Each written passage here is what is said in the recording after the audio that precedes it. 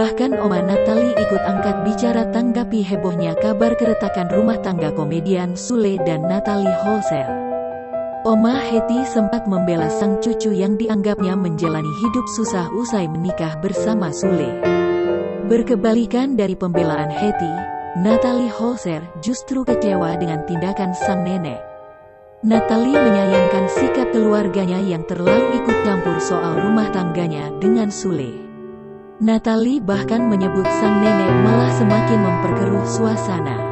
Setelah mendapatkan teguran dari sang cucu, Oma Hetty nampaknya tak lagi berkomentar banyak soal kondisi rumah tangga Natalie dan Sule. Oma Hetty mengaku takut salah lagi ketika mengeluarkan statement.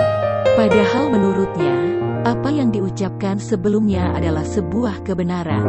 Tak hanya itu, Oma Hetty kini juga enggan memberi nasihat soal drama rumah tangga Natalie dan Sule.